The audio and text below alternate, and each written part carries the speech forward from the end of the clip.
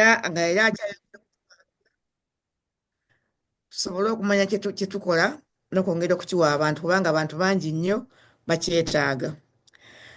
Ku Sande nali ku mukolo ogw'omuvubuka mu community yaffe nga bali ku runway eya fashions nga ageza ku promotinga abantu abaafiirwa amagulu mu ngeri ezimu ezitali zimu, mu accident, mu gundi, mu terrorism. Nenfuna abantu bangi nga bagamba ebintu bino ffe tubyagala, ebintu bino tubyagala, era nammwe mubyagale kubanga bantu bangi tebamanyi, bakyaliyo bangi nga baliyo tetumanyi gye bali, naye tubayiggeyo tubasomesa omusomo guno gubaagaze. Tekiba kyangu nnyo, naye bwe tubeera mu good timing abantu baagala.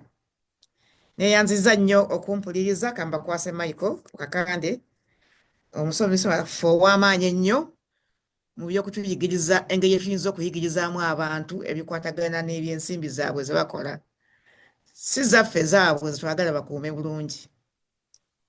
Neeyanziza nnyo okumpuliriza. Michael. Webale nnyo Mama Angela. Ansubire nti mundaba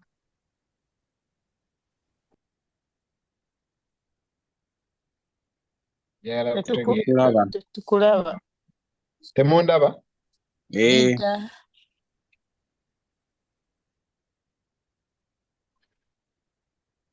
Mundaba kati?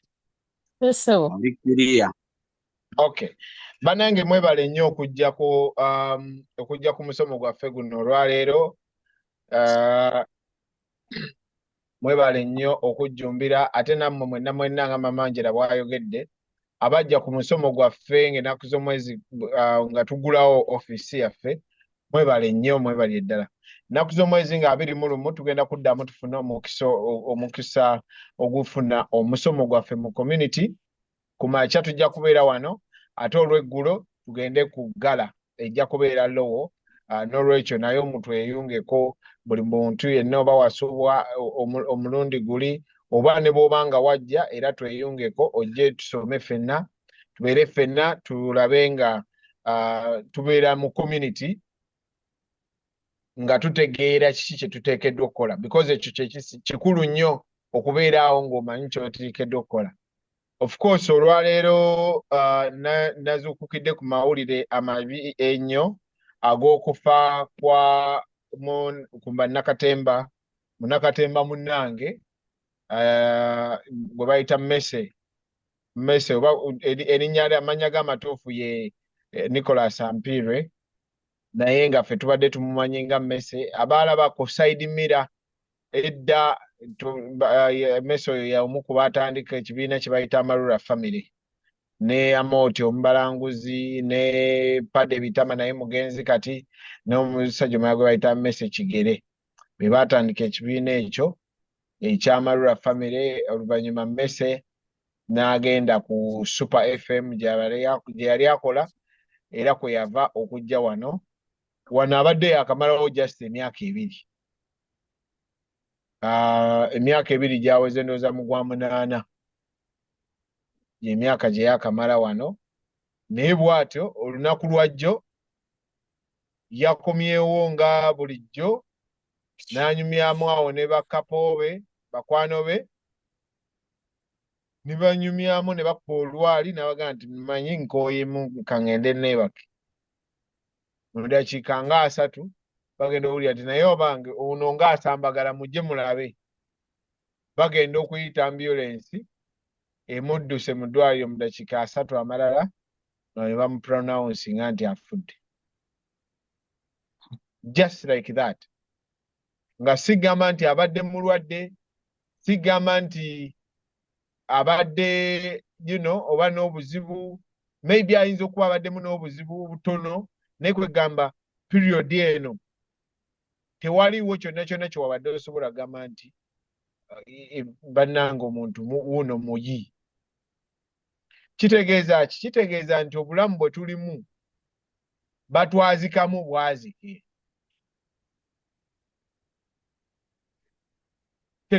Tetubulina bwonna. wabula ekyo kye tulinako ekitono buli lwe tulowooza nti nno kyaffe kyonna kyekizibu kye tukola. Buli lwe tulowooza nti nze nkyaliwo, awo we wava obuzibu. Nina omukwano gwaffe gwe twali twogera naye naga nti mwogera ku bya insurance nti naye nze omanyi nze mbeera nnyo mu kyaki. Nze nsaba nnyo kakati siyinza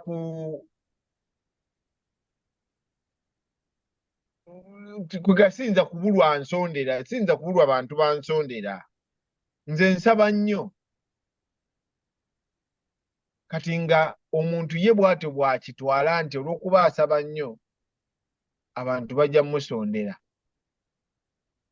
Naye njagala buli kintu kyonna kyonna ekibaawo nze nkiyigiramu ebintu bingi. Kati kino kyankubye enkyuku nnyingi nnyo nga nalindako. Kyogamba omuntu asobola okufa just like that?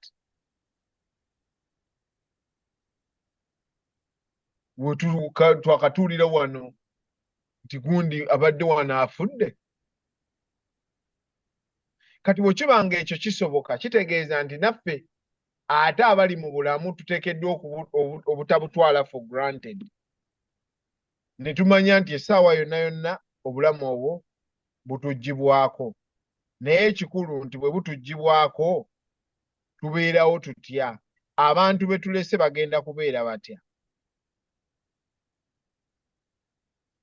Oba bwe bubeera tebutuggiddwako ng'okyabulina naye n'olwala, kubanga olumu tugamba bambi talwadde nako. Katugambe nti Katonda akuwadde omukisa n'olwala n'otafa bufi. Kiki ekinaabeerawo? Oyina ssente ezimala okulabirira?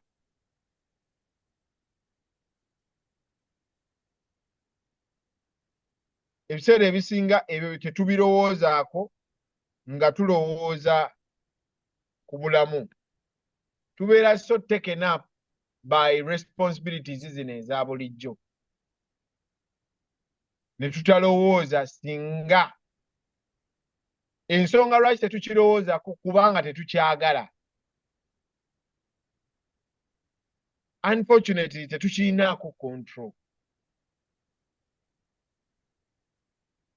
Because Mese namulowoozezzaako jjo. Nabadde nina vidiyo ya Moti gye ndaba. Ningamba Amoti alina kye yabadde azannyanga nti ndowooza baba bamugambye bapadde singa abadde onaga waali na wano.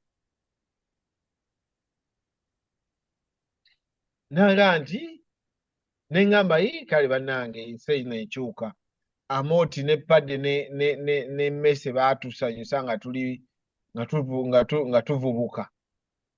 Buli omu ensi yamutwala we omwe jjo ekiro. Sawa ndowooza nga oba 6 sawa 11 nga bankubira essimu nti okimanyi Mese afudde.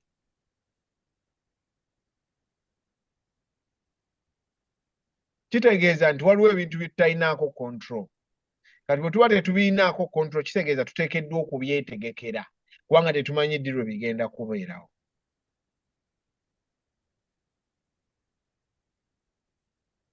Tuteekeddwa okuwa obulamu bwaffe first priority. Tuteekeddwa okwefaako. Ensonga lwaki twogera ku kuzimba kye bayita financial foundation.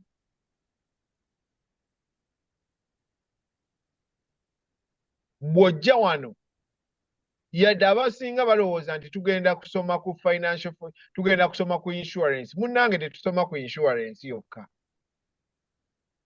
Tusoma ku bintu ebirala bingi bye weetaaga okuyiga. Ekisinga obukulu kwe kuyiga okuzimba kye bayita financial foundation. Nti financial foundation ogizimba otya? Waliwo parameters ze bakozesa.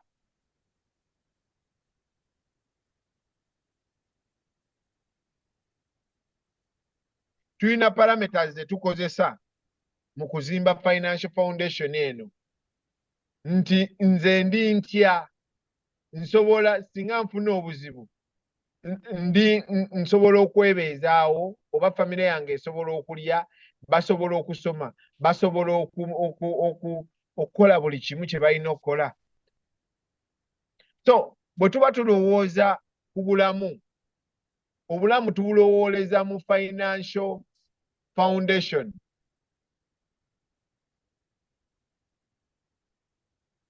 Nti nina ssente zange mmeka?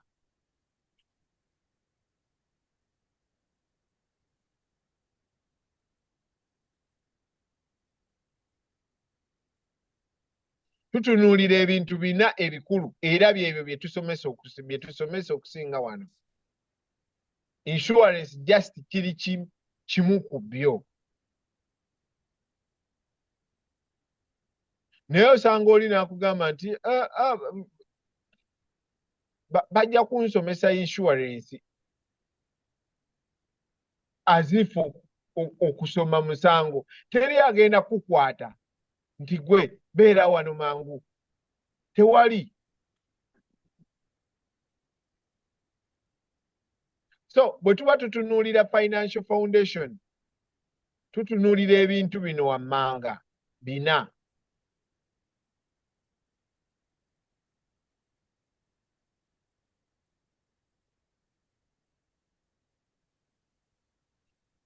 Tutunuulira proper protection, ye insurance.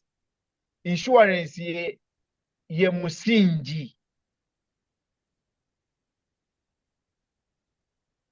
Omusingi ogw'okuzimba obugagga. Lwaki? Nti ne bw'oba ovuddewo ng'olina insurance, ssente z'olese zisobola okutwala mu maaso ligaseyo. Tekigasa kubanga obadde ozimba ekizimbe kituuse wakati n'ovaawo ne kikoma oba ne bakitunda.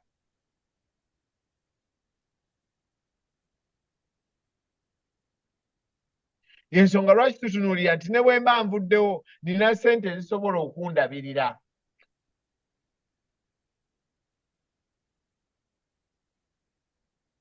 Ye proper protection. Era tugamba nti omuntu kyandibadde kirungi n'obeera at least ne 10 times of your income. Oteekeddwa okwebuuza ebibuuzo bw'otunuulira ku kifaananyi kyange kino kye nkutereddeko. Ku left waliyo your current situation, ku right waliyo situation gy'oteekeddwa okubaamu.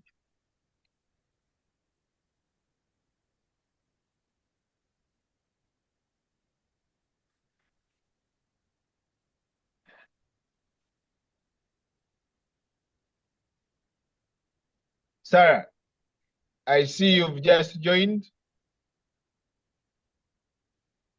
Sarah, I hope you can hear me. You've just joined, but this is a Luganda session, so we are going to meet after. I'll send you a message. Unless you want to learn Luganda, so you can keep here. But I'm speaking Luganda now. But you were Ugandan of recent, so I hope you understand what I say in this session. Otherwise, we are meant to meet after this call. So you can as well just wait for that call. So, effort yo bw'obanga olowooza ku bugagga bwo oteekeddwa okulowooza ndiwa bases nina kubaawa. Kati omwaka guno guweddeko nabadde njogera mu group y'abantu ne mbagamba nti ekimu ku bizibu bye tukola kwe kugamba nti omwaka kaguggweeko. Omwaka kaguggweeko nja kukola kino. Kati ekyo kizibu. Lwaki kizibu? Kubanga gwogwo omwaka gw'ogamba nti kaguggweeko, ebiseera ebisinga tewaliwo njawulo wakati wa 2024 ne 2025 bw'osigalawo oli muntu omu. Bw'oba obadde broke mu 2024 December 31st sawa 5:59 ng'obadde mwavu ku 31st ku 1st 2025 ku sawa 6:01 oba okyali mwavu. Kitegeeza bwe tuba tusetinga goals tuleme kulowooza omwaka we gunaggwako nga nkola kino. Maybe mukwano gwange Mese abadde naye n'ebyaluubirira naga nti 2025 kino nja kikola. Tasobodde kutuukayo. Kitegeeza waliwo ebintu bye tutalinaako control. Ebyo bye tutalinaako control bye tuteekeddwa okweteekerateekera nga tukozesa bye tulinako control. Bye tulinako control gamba nga okuzimba financial foundation. Kitusobozese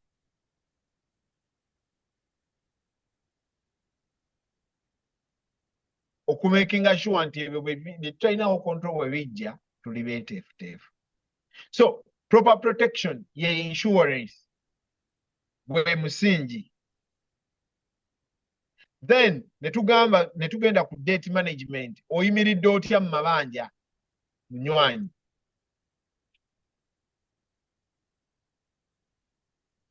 Oyimiridde otya?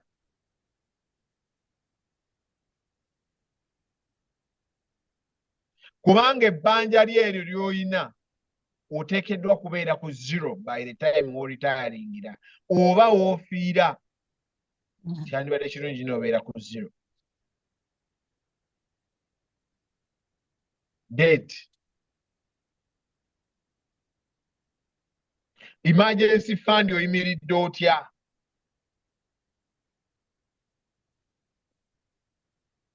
Singa ofuna obuzibu wano n'olwala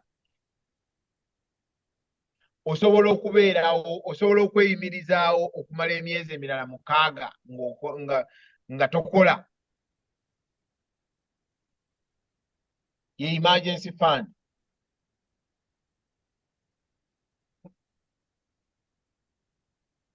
Ate investment. Oyina sente ezisobola okutwala 20 times omwaka. Because bwe tuba tutunuulira investment tutunuulira retirement yo. Ensonga lwaki okola investment otunuulira retirement. Ebiseera ebimu kasita obeera ne ssente ng'ogamba nti nina ebizimbe byange e Uganda mbitaddeyo. That is good.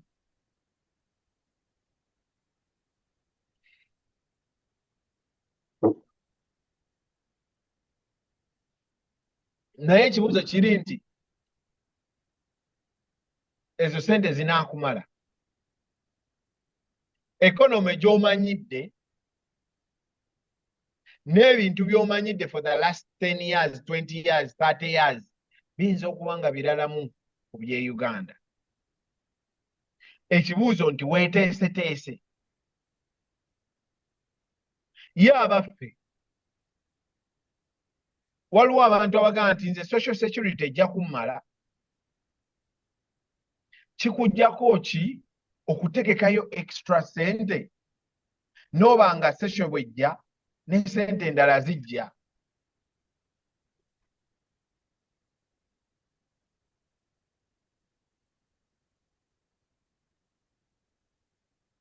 Financial foundation. Bw'ozimba financial foundation tewaliwo ky'osobola kweraliikirira.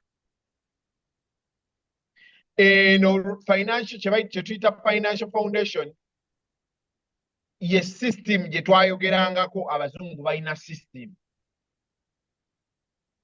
Bannanga abazungu balina system. Yeeno gye twayogerangako. kakati eyiyo okizimba otya njagala nnyo okuba akantu ako ekifaananyi okeetunuulize ogambe nnimiridde ntya wano mpozi ndi ntya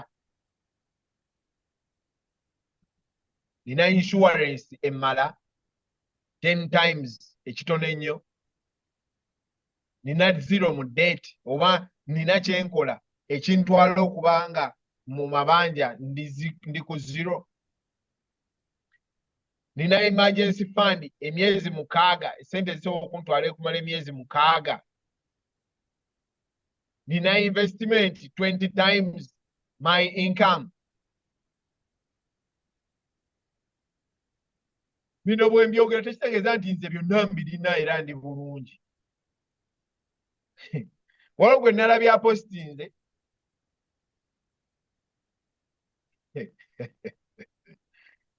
ng'omugenzi afudde naga kati kapalaga agenda atandika otugamba bya insurance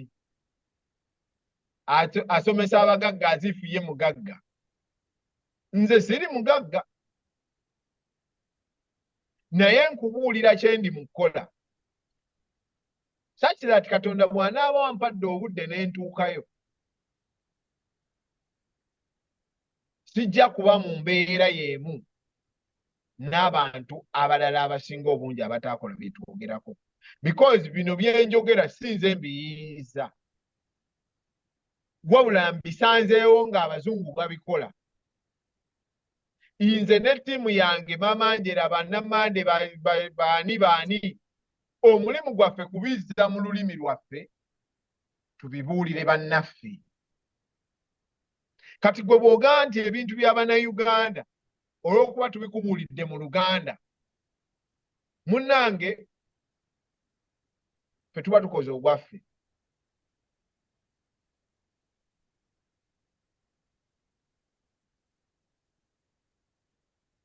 ekyandisinze obukulu kulowooza nsobodde nti okuva ku siteepu eno gye ndiko okudda ku siteepu eddako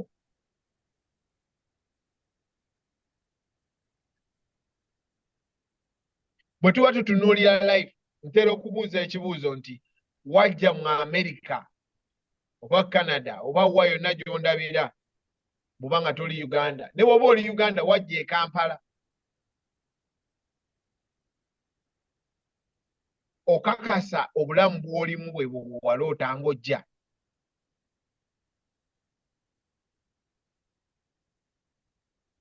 okakasa embeera gy'olimu mu myaka 5 egijja olina ky'okola ekigenda okuba nga kigikyusizza okuva w'obadde bino bye nkugamba mbadde nali sibimanyi emyaka 4 emabega wabula nategeera nti waliwo kye simanyi kye neetaaga okuvencaringa njige ne ntandika olugendo lw'okuyiga finance 4 years back era bwe natandika okuyiga ne ntandika okugamba mu mikwano gyange na buli muntu yenna yenna nninaanye nti naye omanyi waliwo ekintu kye tutakola kye tuteekeddwa okukola kati afaayo n'awuliriza bwe bulungi bw'oba towuliriza si byateeka wabula nze nkoze ogwange Angela akoze ogugwe yakubuulidde kubanga singa ovaawo abaana bo ne babonaabona abange si be baba babonyeebonye wabula nze ntegedde kye nnina okukola abaana bange baleme kubonaabona singa nvuddewo ntegedde ki kye nnina okukola bwe mba nga njagala okuwangaala nga nina ku ssente ze nsobola okulitayalinga nazo nesikola mu bukadde oba ne bwe mba nkola nga naye sikakaalukana ntegedde ki kye nnina okukola nti bwe mba ndwadde chronically ng'abakadde bano bwe tukolako bwe balwala mmanyi kati kye bakola nange nkifunye kati gwe bw'oba olinda nze ngaggawale oyinza obutakirabako oba oyinza okukiraba nga ate kirireeti ensonga lwaki nkugamba bino nga nkyali mwavu munno kubanga nze mmanyi we nnina okulaga kati lwaki na interactinga n'abantu ababikola abagagga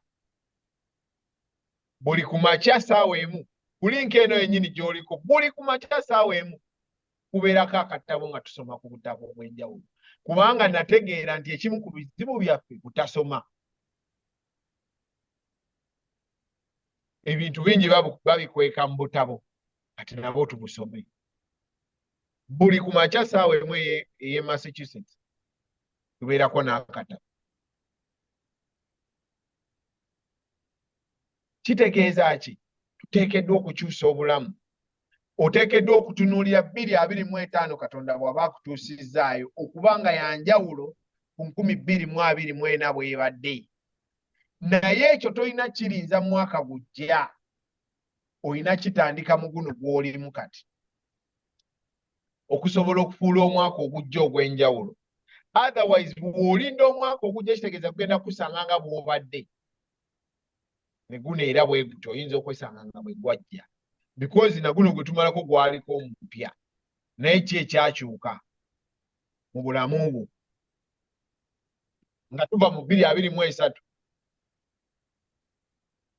2024 tulabyeko kawungu kadduse speed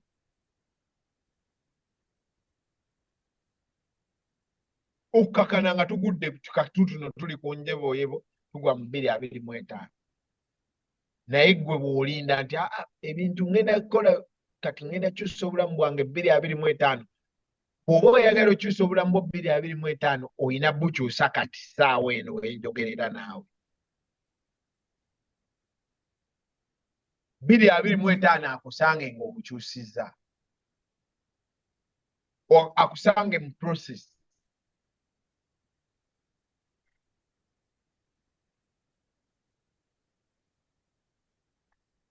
njogedde kuzimba financial foundation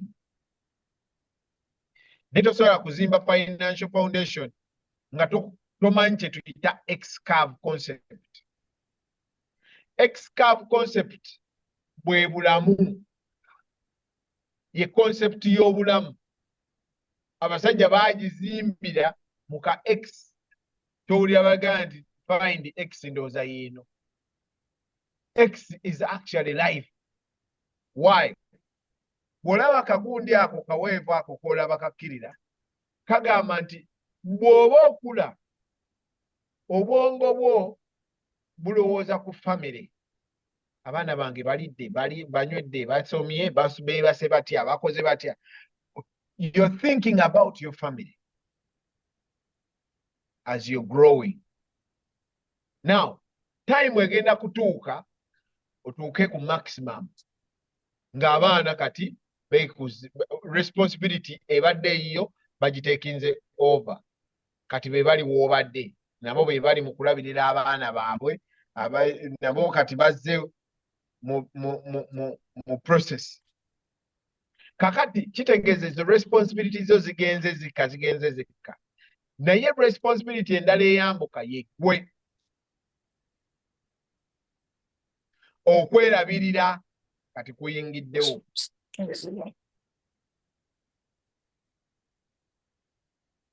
Waliwo omuntu nja kusaba omyutinge. Okwerabirira kati kuyingiddewo. Unfortunately ebiseera ebisinga okwerabirira kuyingirirawo nga kiri late. Ensonga lwaki tuddayo ne tukola.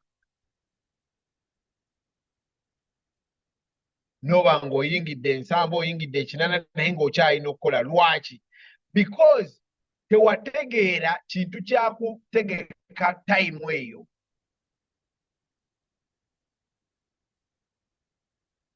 Tova olaba nti abantu bangi benjogera nabo nga bantu bakulu bampuliriza because ekyo bakitegeera. Unfortunately abantu abatoototo ate era tebawuliriza kitegeeza bagenda kumaliriza nga bagudde mu buzibu bwe bumu.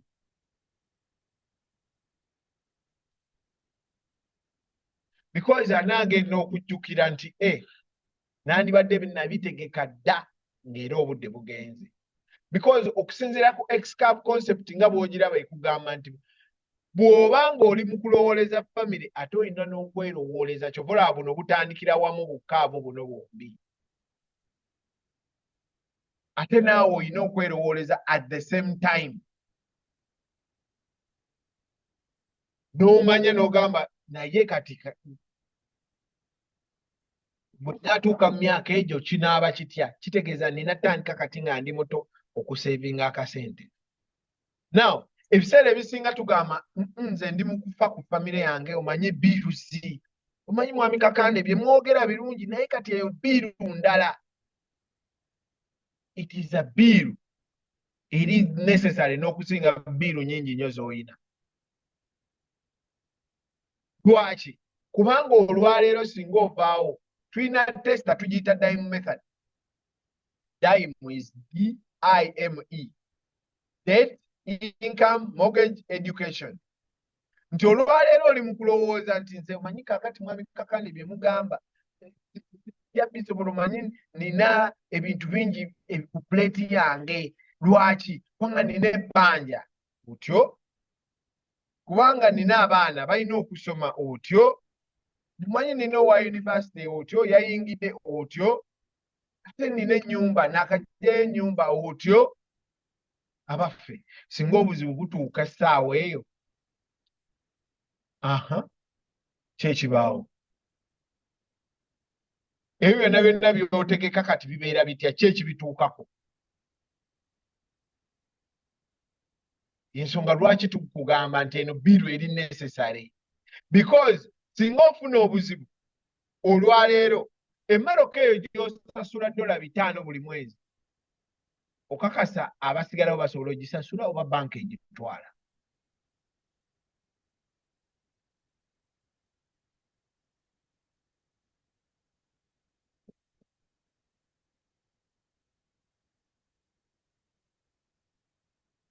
Okakasa nga singa ovaawo olwaleero abantu balina ssente esobola batwala emyaka 10 nga tebazeemu nga tebabonyebonye tebastrugglinga. Okakasa ennyumba eyo gye waakajjayo gy'ogamba nti omanyi waakajjayo ennyumba singa ovaawo olwaleero abantu basobola ogisasula ne bagimalayo. Okakasa singa ofuna obuzibu olwaleero abaana bo basoma ne bamala.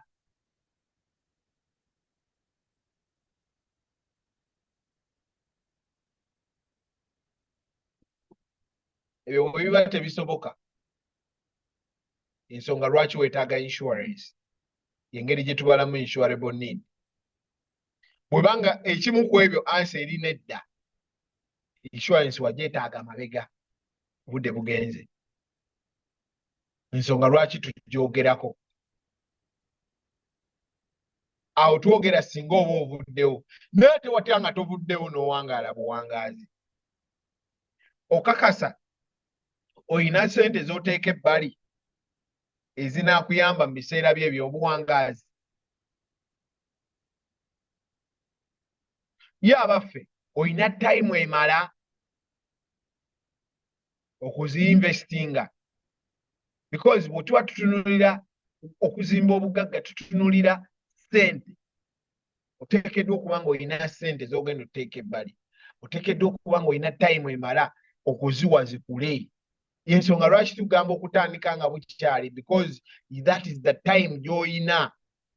Buli mwaka ogweyongerako kitegeeza weekiitinze ku time gy'olina mu nsi.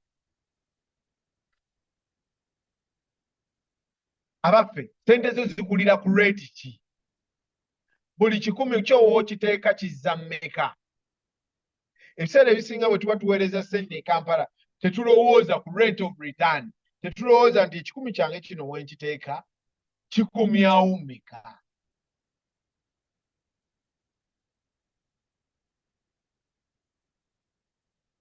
What is the rate of return?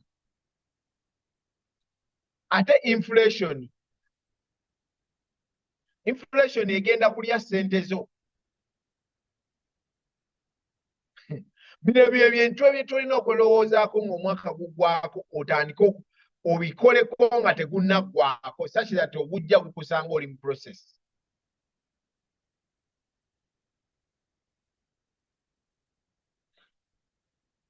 Kyebayita inflation kya ttabbu.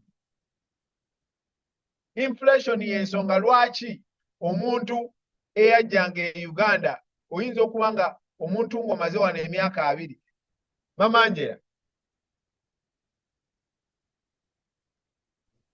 Hello? Bwe wali ojja mu America wagira ku ssente mmeka tiketi yo? Yeah. Oba nzijjukira zaali ntono. Nga 10. Ndowooza. Zawera 10.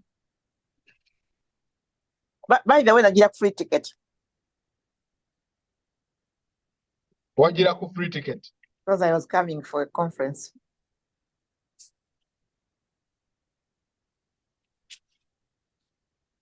Njagala olowooze ennyumba gye baagulanga $1 oba olwaleero ennyumba egula $5,000 mu myaka 2 egenda kuba egula $1,000,000. Naye gwe njagala onkakase mukyala Elizabeth nti omusaala gw'ofuna olwaleero ku mulimu gw'okolako omuntu anaaba agukola mu myaka 2 egijja banaaba bamuwa twice ssente ze bakuwa kati.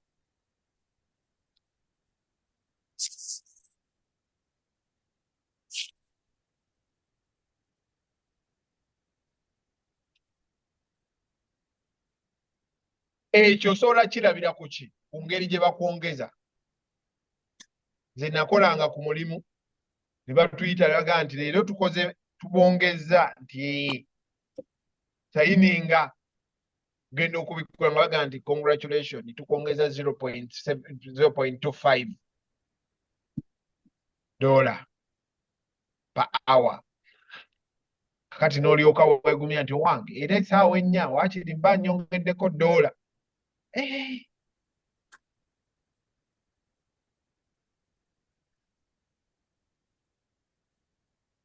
Excave concept nkulu nnyo.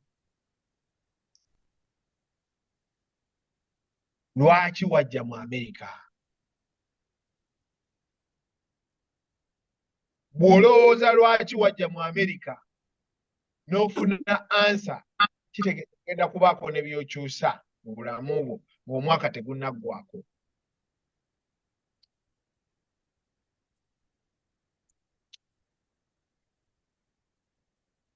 Ng'omwaka tegunnaggwako ogenda kuzimba kye tuyise financial foundation.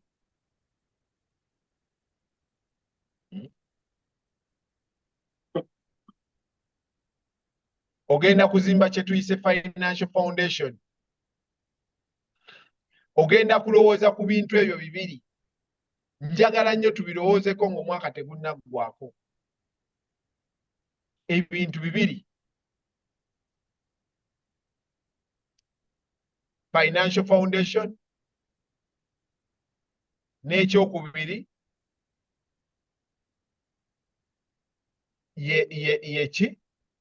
ye excave concept.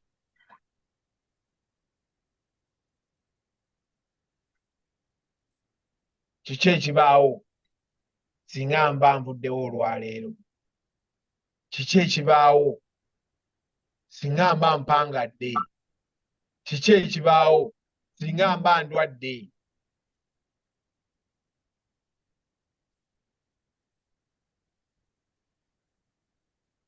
So mu kuzimba financial foundation tutunuulira ebintu ebyo wammanga. Tugambe nti okola $6,000 $15,000 omwezi.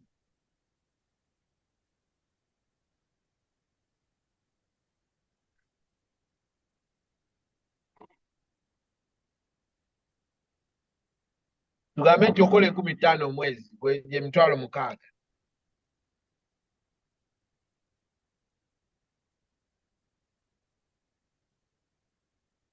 Investment tuva gamba nti weetaaga okuba nga woonaawummulira ojja kuba oyina 20 times your income zisobole okuyamba mu luwummula lwo. 20 times emitwalo 6 ye 1.2 million. Njagala ombuulire nti bw'oba okola emitwalo 6 kati njagala ombuulire nti bweweetunulatunulamu ne wenyenyanyenyamu wona ritayalingira ojja kuba olina miliyoni 1.2. Lwaki ngambye 1.2 million? Nkubuulidde nti kubanga weetaaga okuba ne ssente ezisobola okutwala emyaka emirala 2 nga tokola, oba si kyekyo ogenda kuddayo okole.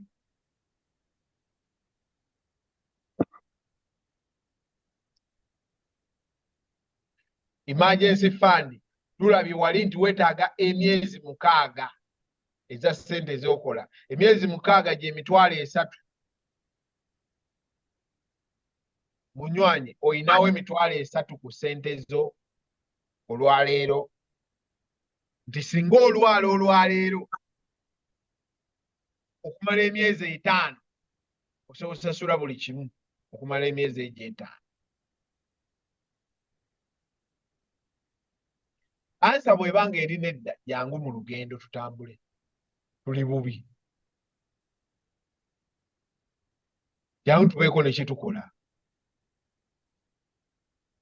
Eno kugambye if you live long, yensonga lwaki tutunuulira live long.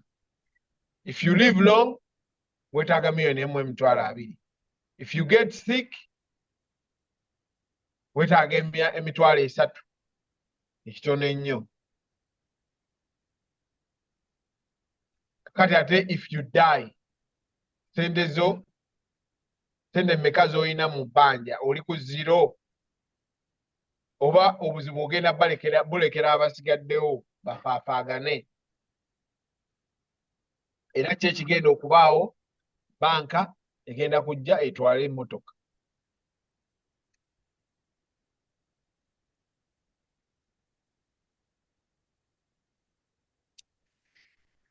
Ate proper protection.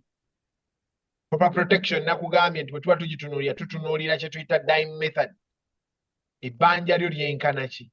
Lwaki? Ti bw'ovaawo ebbanja eryo essente z'olese zisobole okuzisasula. Income weetaaga 10 times your income. Lwaki? Kubanga singa ovaawo twagala abantu baleme kubonaabona waakiri emyaka 10 egiddako, then awo emyaka 10 gibamala okustabilizing, okutegeera ki kye bazzaako. Mortgage. Lwaki? Kubanga tugamba nti lwaki abantu bo bagobwa mu nnyumba nga gw'ofudde, nnyumba banka egizeeyo, n'oba tulina mortgage kati. Education. Lwaki? Ti abaana bo basobola okusoma ne bamala. Kati guess what? Obuzibu bwe tukyayina obusinga kwe kubeera n'abantu abamu abalowooza nti tebibakwatako. Omuntu adda wali n'akugamba nti ate nze mba nfudde.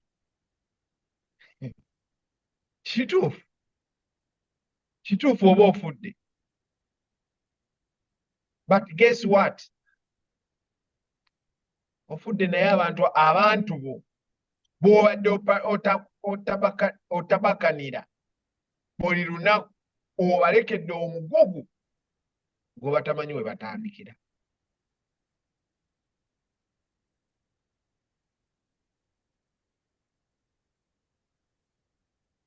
Omwami yagambye nze kyaki omanyi nsaba nnyo,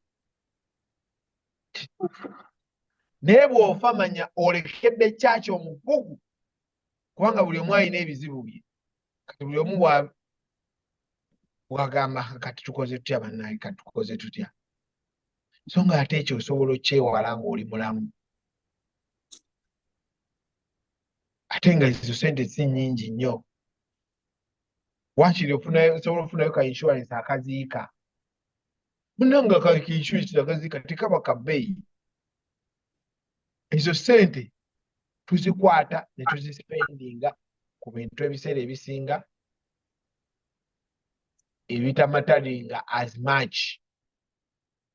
Why? Kubanga priorities zaffe ziri walala. Ensonga lwaki nzija ne nkugamba nga mwami kakande bannange byogera birungi naye omanyi nkyalina bbiiru kati omwaka ogujja ekyo kye njagala okutandikirako. Nedda. Omwaka ogujja bbiiru tezigenda kuvaawo tebakikulimba. N'amabanja onaaba omalako lino liyingire tebakikulimba. Wabula olina kukola decision n'ogamba naye ky'ogamba envaawo olwaleero bino byonna bye mbonaabonera ennyumba ze ndi mu kuzimba ziggwa oba bazitunda nga bwe ziri ne babadondola.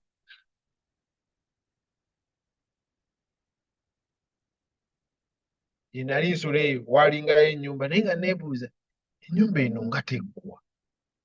Myaka 5 ngiraba wano bweti bweri. Kumbe nannyini waayo yafa dda. Abaasigalawo tebalina ssente. Kakati nate ekiri fane kabe kasinge tebamanyi nakumanya nti yali azimba n'ennyumba.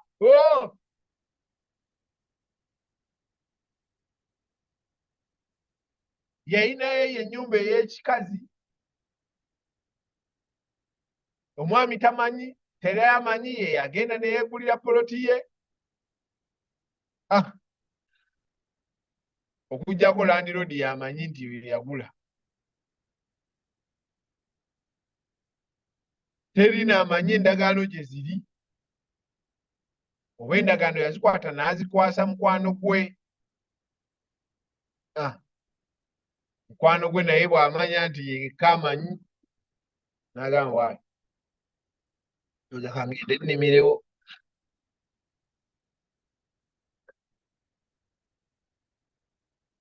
Manyi bakyali bange abaami bangi ng'alinayo obuntu bweyo ebbali.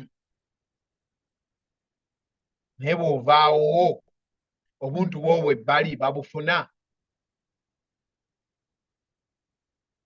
Bw'ovaawo olwaleero essente z'olina ku akawunti bazifuna.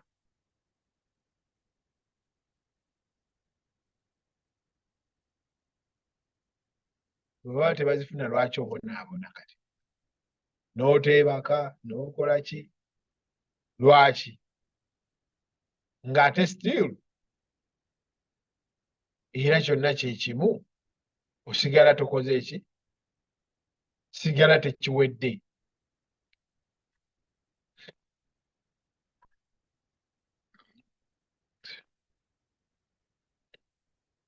Singa ovaawo olwaleero buli kataka k'oyina bamanya gye kali.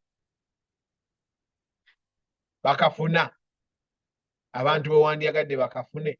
Because oyinza okuba nga tonnayagala bakafune kati.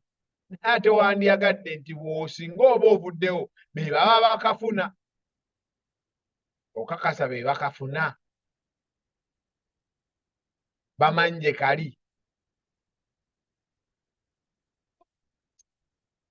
So ebintu ebyo tubirabanga ebitono n'ebintu bikulu nnyo. Kati bwe tuba nga tusetinga goals zaffe nga tutandika omwaka omupya ng'ogamba nti njagala omwaka guno gubeere gwa njawulo, tandika mu guno gwe tukyalimu. Leero ennaku z'omwezi 12. Ebyenjawulo by'oyagala okukola bitandike mu guno gwe tulimu.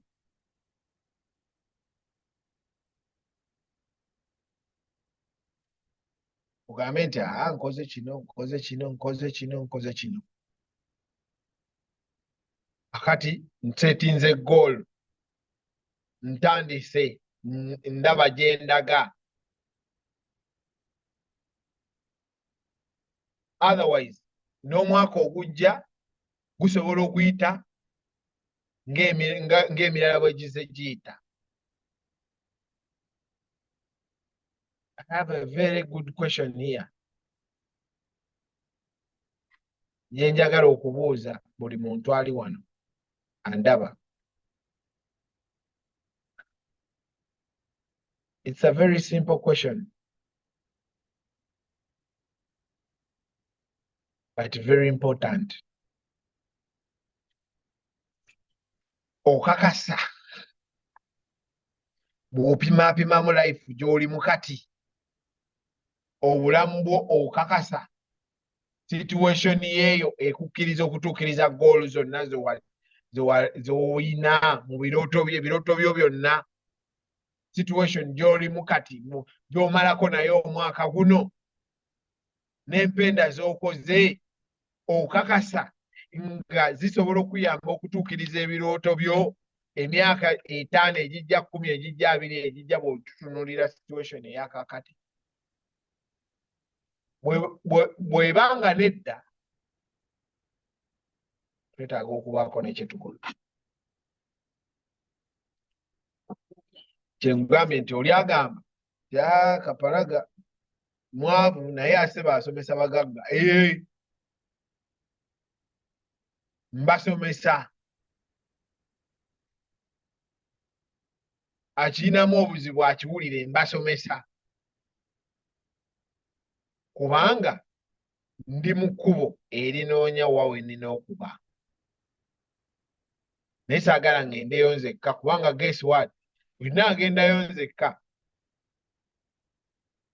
nga sise tagenze nange teeza agenda kuntawaanya oba abaana ba sise bajja tawaanya abaana bange.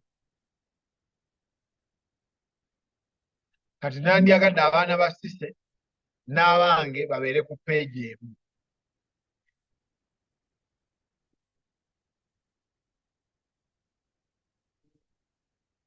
Daddi kino yakikola bw'ati ekyo yaliyiya musajja oyo bannange. Naye tuli ku Amerika.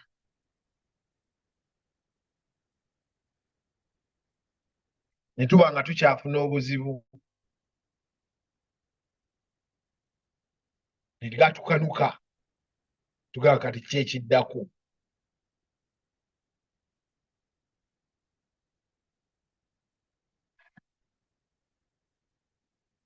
Our biggest challenge mu kuyiiya oba okutegeera financial foundation n'okubaako ky'oyagala okukola, challenge yaffe esinga obukulu.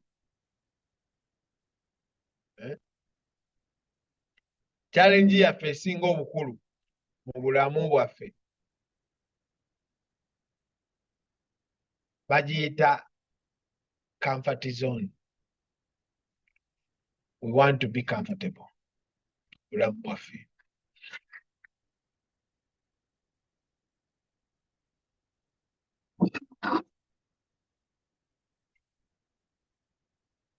Twagala nnyo okubeera comfortable.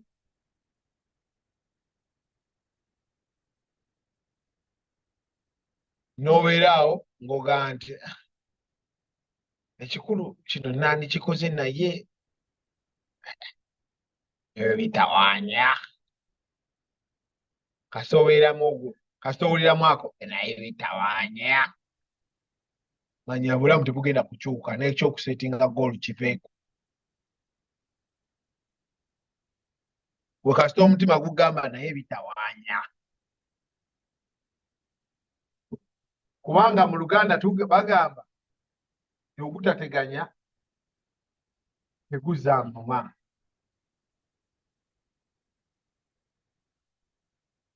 N'olw'ensonga eyo oteekeddwa okubaako ebikuteganya okusobola okuzza envuma.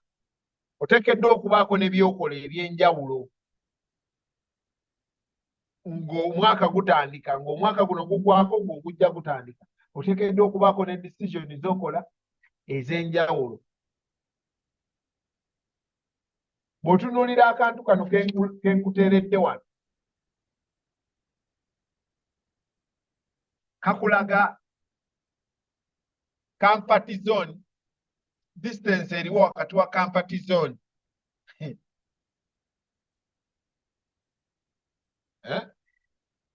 distance eriwo wakati wa comfort zone ne dream zo. Bw'obeera mu comfort zone or you feel safe and in control yonna ndikikoze naye saagala kwebonyaabonya. Lwaki?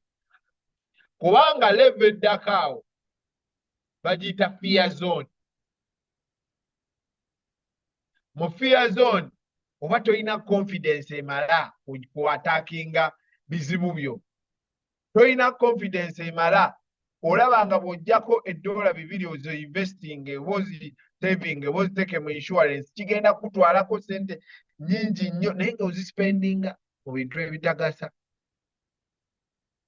Oli mu because buli lw'ogitunuulira eyo level olaba you fear. Ensonga lwaki ofuna excuses, you find excuses. Buli kaseera ntugamba okusomesa n'ogamba omanyi napiikinze shift. Buli kaseera ntugamba okusomesa n'ogamba nja kikola ekyo nakitegedde kaakati nje. You always find shift excuses. Lwaki? Otya. Kyova oddayo mu comfort zone n'otuula.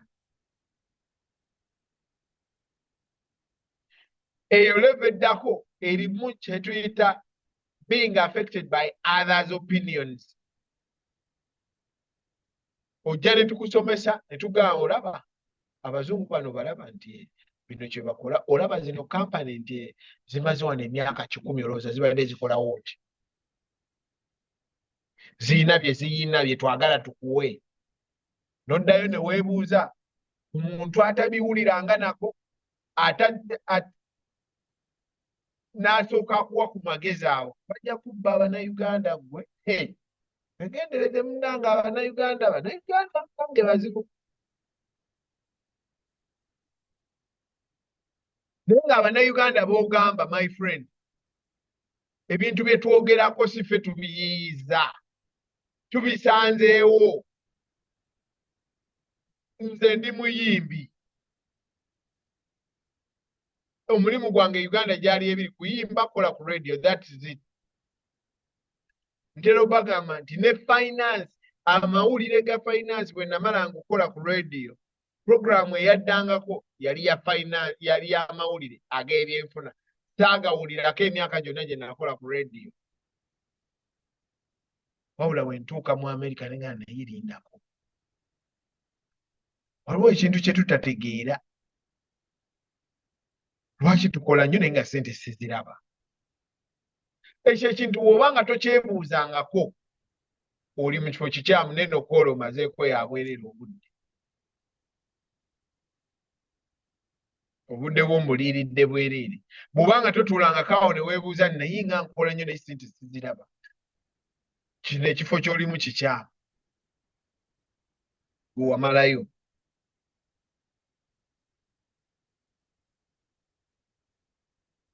Naye tutuula mu comfort zone n'ogamba n'ogenda n'okola n'okomawo ne weebaka, n'ogenda n'okola n'okomawo ne weebaka. Kakati awo Angela wajjira okagamba munnange omanyi tulina okusevinga. Kati Angela aleetera ebintu by'Abannayuganda. Abantu b'e Boston Abannayuganda bajja kubba naye tatudde nakuwuliriza ki kye twogera naye awuza kimu bajja kubba. Kati naawe n'omuwuliriza yeeyo fear zone. You are affected by others' opinions. Eyo fear zone bw'ogi overcominga, you come to level nze gye ndiko gye bayita learning zone. Awo wendi awo ku level ey'okusatu naliko mu comfort zone nempita mu fear zone. Fear zone eyo yambeerera nzibu nnyo kubanga bye nagendanga nga mukwano gwange gwe ŋŋamba agandudde eddalu. Buli gwe njogera naye aŋŋamba gwe yakajja mu America onsomesa ki? Nze ndi musawo. Gwe nkusinga ssente kale ate oŋŋamba osomesa ku savinga ssente. Gwe abadde anneewola ku wano. Nga kyayogera kituufu naye nange kyenjogera kituufu. Fear zone kakati nze nagivaamu. Ndi mu zone eyo eddako gy'olabaawo, learning zone. ndi mu kuyiga buli kintu kyonna buli mukisa gwonna gwe nfunawo okuyiga ngukozesa. Lwaki? Njagala kutuuka wali. Mukama bw'amba mpadde obulamu ne ntuukayo. Naye ne bwe mba situuseewo, waakiri abaana bange we mba mbalese tewaba weewamu. Kubanga sakkiriza fear zone kunditaminingira bulamu bwange. Ndi mu learning zone. Kitegeeza I am dealing with challenges and problems. Nyingi. Trust me. Nange strugglinga ne bills na biki na biki. Enjawulo nti mmanyi kino kizze naye mmanyi ekyo kikolera okuvaawo. Eno challenge egenda kujja njiraba naye ngikolere ki? Kangezeeko okwepena bwe neepena neekoonako katini. But I am also dealing with challenges and problems. Enjawulo nti I am learning. Ndi mu zooni eyo. Ensonga lwaki olaba ngenze eno kusoma. Ensonga lwaki tukuyise nti jangu ku ofiisi nga 21. Jangu naye kivamu ngogala nti omanyi napikinze. Omanyi shift sisobola gireka. Kituufu kitegeera weetaaga ssente naye zikole ki nga tomanyi kyogenda zikozesa. At the end of the day ogenda zikola olabe ng'ozikoze omwaka gukweko nga bagamba okoze 9,000 naye nga tomanyi gye ziri munywanyi. Obuze 9,000 nagikola ddi? Wali we bagambira okugenda okusoma n'ogaana. Kitegeeza bw'otajja kuwuliriza ogenda sigala ng'okola ensobi zezimu nga ssente ozifuna naye nga toziraba, ng'ozifuna naye nga toziraba because okola ensobi zezimu. So learning zone. Mu learning zone kyekirimu I am acquiring new skills. Banja lino lineesibyeko kati njize bwe ndikola era ndi mu kikola kati gwe bwonna onninda ntuuka eri mu bugagga we naatuukirayo otandika okuba kijja kuba leeti. Unfortunately kijja kuba leeti. Kati omuntu yenna yenna awoza akapalaga asomesa abagagga nga ye mwavu awo we musaasirira. Kyayogera kituufu. Enjawulo nti ndi mu lugendo. Kati ye bwana nninda okugaggawala kijja kuba leeti.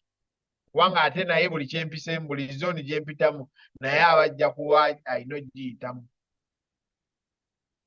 So I am learning new skills every day. Buli lwembeera mu katabo okumakya, buli lwembeera mu musomo nga bwe tulina ku 21, buli lwendina ku musomo nga bwe tulina mu Feb tugenda Texas kusoma. Kati oli ajja agamba bonoona ssente, ye ssente bazijjawa? My friend tweteekamu tugende tusome. Naye osanga omuntu nga n'emirembe gimuweddeko kubanga abuuza ssente bazijjawa? Batambula ne bagenda eri. Yes, because tunoonya knowledge. Eyo knowledge yegenda otuyamba okutuuka we twagala. Eyo knowledge ne bwe nadda e Uganda nenja applyinga ngenda kuba wanjawulo kubanga njize abazungu kye bakola. Yensonga lwaki buli lwe bampita nti kati tuli wano e Texas oyagala okujja ngamba nti nzija. Kati mu Gwokubiri nga 15 ngenda ayagala jangu tugende Texas. Oba California, abali e California nawo gyeguli. Because ndi mu zone eyiga.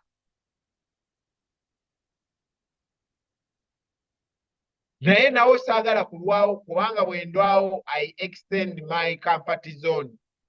Nengamba why? Kasite ekyo nkimanyi. N'ekyo nkimanyi. I extend. Saagala kulwawo. Njagala ntuuke mu growth zone. bwe natuuka mu growth zone ngenda ku livinga dream zange nsobola okukwata famire yange ne bagamba nti abange nti omwaka guno kubanga kampani yaffe erambuza abantu buli mwaka ensi ey'enjawulo tinjagala ntuuke ku level nga nsobola okukwata famire yange nga jjajja wange mama wange taata abaana muliwa madamu oliwa mujje tugende ne bazadde bo nabo baleete tugende nga seeraliikirira ssente eyo level bwe naagituukamu nja kuba ntuuse mu growth zone gye nnoonya kati living dreams because lwaki tujja mu America kujja mu America osobola okweyagala okakasa weeyagala emyaka 5 gy'omugibaddemu kati okakasa owulira nga weeyagala oli mu kweyagala okuyitirivu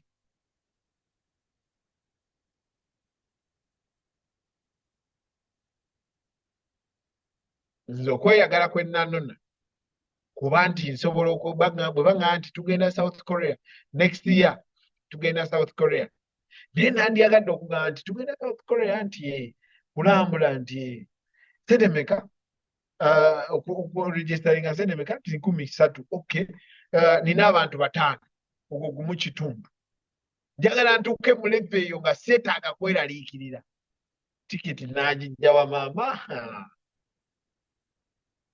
eyo gye njagala okuba. That is the growth zone, living dreams, setting new goals. Njagala ntuuke nga maama wange ne muzeeyi wange we basula ngamba ya balina we basula walungi kati olwaleero siwagala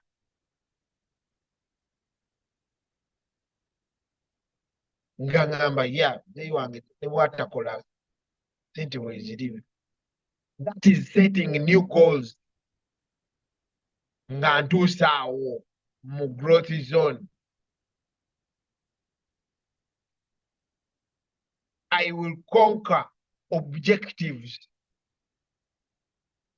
Nga nsobola okugamba nti wano wakoze ki nti wali okirowoozezaako okugenda mu gundi n'otatunulako n'otosooka kutunula ku price eno flasika bagitunda mmeka eyo level gye nkyalimu njagala ntuuke nga nsogivaamu nenga nti njagala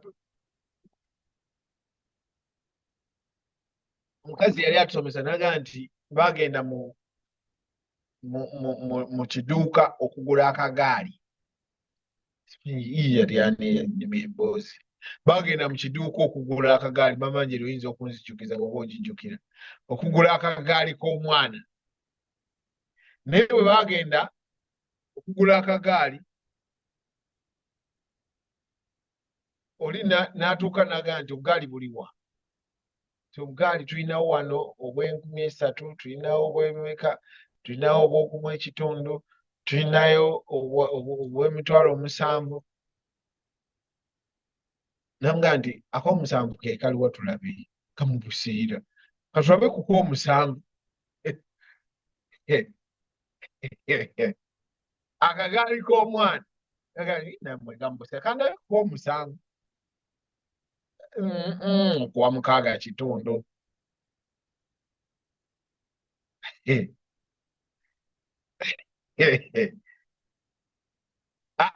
eyo levels gye njagala Katonda bw'aba ampadde obulamu nkituukemu nga nnyingiri wano nga nti nemuluka ya mmeka nainamu mugisedde credit yange gundi ebintu gundi nnungi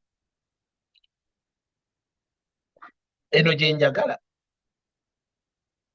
ne kati essaawa eno gye ndiko ngula ekintu kye saagala wabula kye nsobola. Lwaki? Kubanga nkyali mu landing zone, nkya strugglinga ne renti. Kati gwe bw'onondaba nga strugglinga ne renti n'ogamba nti nga naye apangisa. Nina goals. Katonda ze musaba ntwale because kati ndaba direction. gwe woga nti tulimba okulaba wano naye apangisa strugglinga n'emmotoka bakyamubanja kati gwe n'olowooza nti olw'okuba n'emmotoka bakyamanja nti ogenda kubeera awo gambe nti yatusomesa no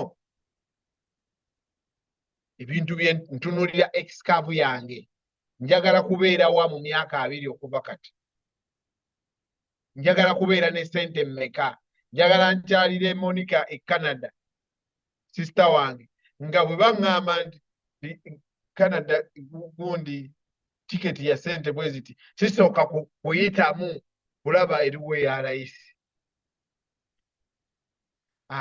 nja kulinnya spirit maama sikawe gugunaye kati saawa eno kyenkola naye njagala ntuuke ku levo nga ngamba omuntu mbukingira tiketi ngenda Canada ate nga nkiraba nja kituuka Katonda bw'anaaba mpadde obulamu because now I see where I have to go. Manyi kiki kye neetaaga okutuuka mu mbeera eyo ekyebuuzibwa nti gw'omanyi kati omuntu bw'apostinga mbu Kapalaga mwavu eye gwe nsaasira because tategedde ate kyakyogera olw'okuba alaba njogera n'abazungu abagagga kati ye tategedde process eno gye ndimu ekyebuuzibwa gwe process yo eriwa ensonga lwaki nzija wano netwogera buli lwakuna netwogera tubeeko n'ebintu bye tukyusa tutambule ffenna lumu ku lwaki kubanga singa nze ntambula abaana bo bajja kuwasa mu bange oba abange bajja kuwasa ewuwo kati nandiyagadde ffenna tube nga tuli ku levo y'emu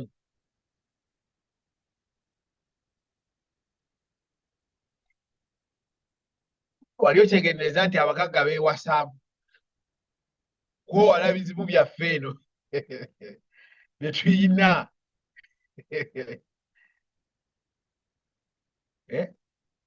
omwana wa gundi nawasa omwana wa gundi kwewala bizibu bye tuyina eno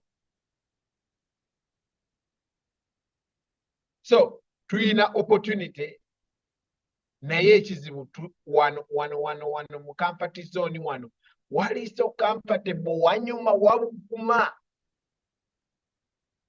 okuvaawo awo yensonga lwaki buli lunaku buli mwaka bwe gutuuka owandiika resolution buli mwaka gutuuka n'owandiika resolution ogwo ne guggwa n'owandiika resolution ez'omwaka ogujja ogwo ne guggwa n'owandiika ez'ogujja ezo ne guggwa 3 4 5 oyingidde 10 nga buli mwaka ogamba naye guno omwaka kati guno omwaka ogujja ngenda kukola kino omutima gwagala naye omwoyo tegukupooshinze kimala kugamba nti omanyi genda okole kino ensonga lwaki abantu bangi bajja ku mulimu gwaffe nze ebyo sibisobola ngenda emmatiza abantu no seetaaga bamatiza neetaaga babuulira bye balina okukola bw'aba awulidde n'awulira bw'aba tawulidde ne ngenda ku mulala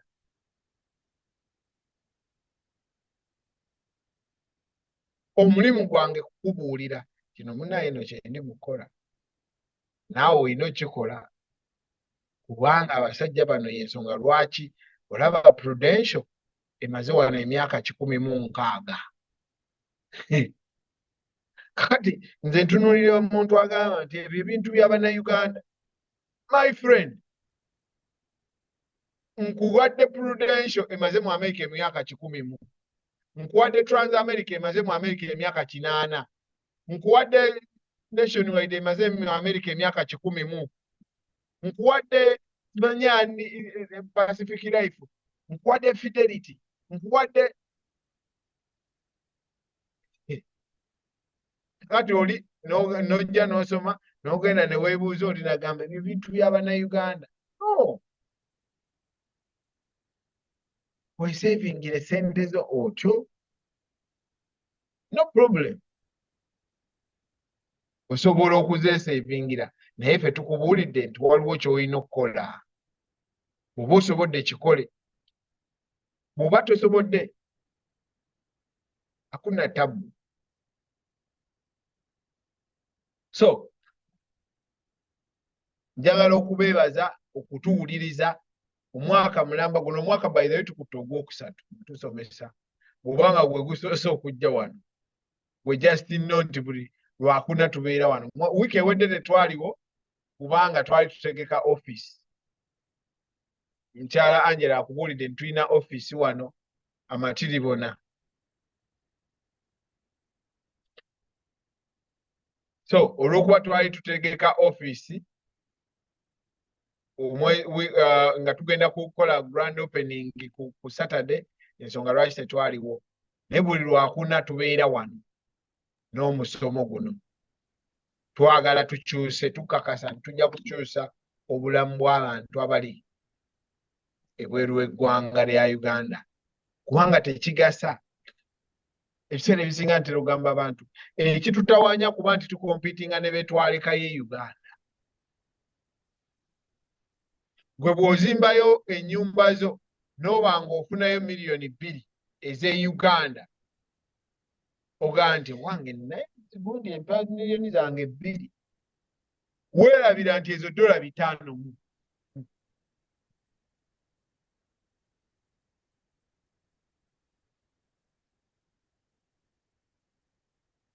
Weerabira wakateekamu mmeka?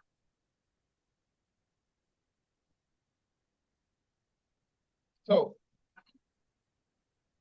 ensonga lwaki omusomo guno weeguli okutubuulira kiki kye tuteekeddwa okukola, okutuyamba okuzimba financial foundation, okutuyamba okuzimba life gye twagala okubeeramu, so si America gyetuukako okubeeramu. Otuuka wano mu America, ntera ogamba mikwano gyange ti America ogenda ogijjamu olowooza nti ogenda kubeera kingi, ojja obwongo buga nti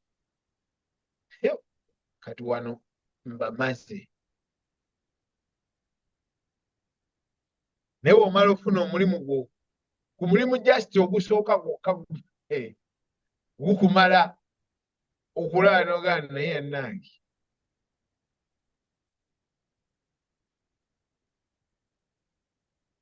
omulimu ogusooka ogenda okumaliriza ng'okkiriza.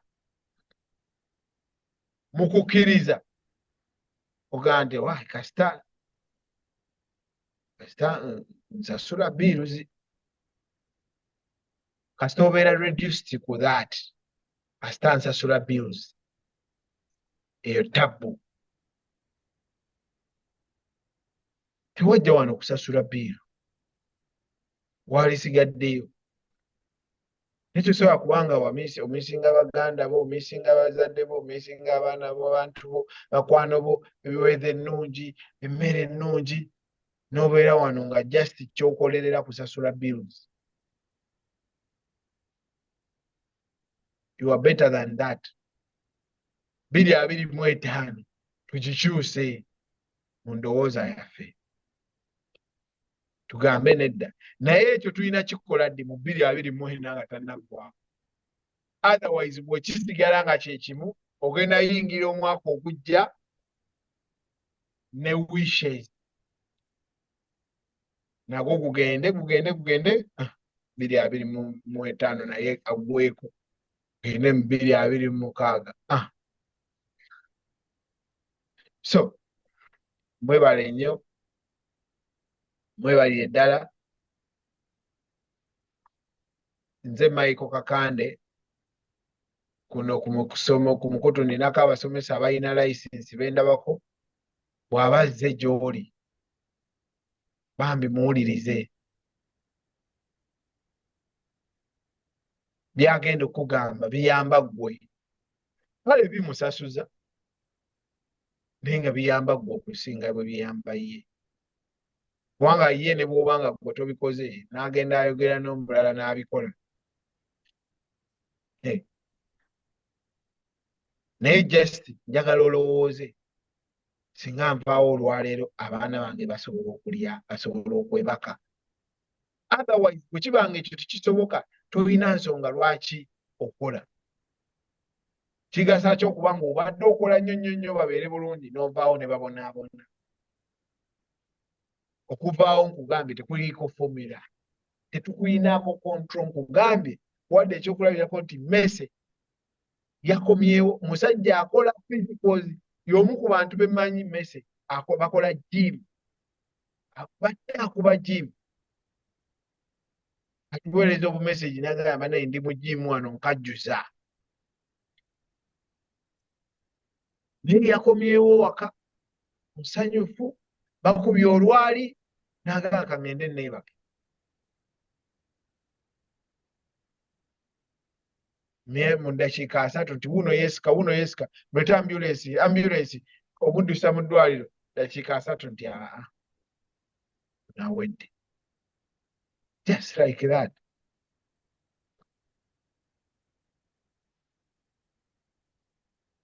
weetegese otya singa ekintu bwe kityo kikubeerako abantu bagenda kubeera batya obowooza kimu ebyo byabakapalaga so mwebale nnyo njagenda kusaba abantu wano batubuuzeeko obwaba nga wali alina ekibuuzo osobola okwanimyotinga n'obuuza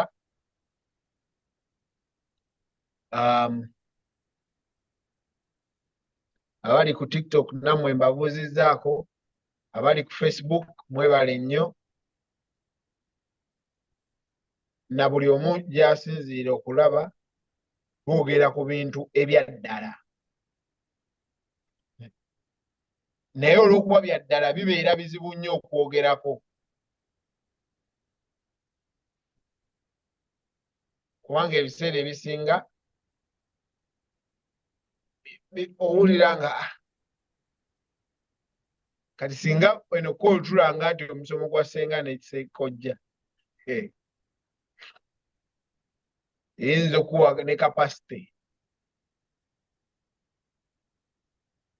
singa nti omusomo gwa kojja nesenga mubi naye kugamba ti ebintu bye tulina okuwa amakulu ate si bye tuwa amakulu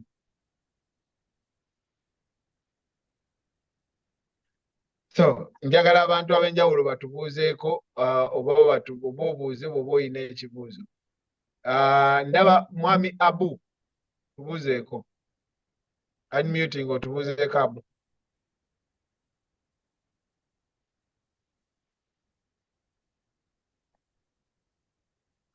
Abu mpulira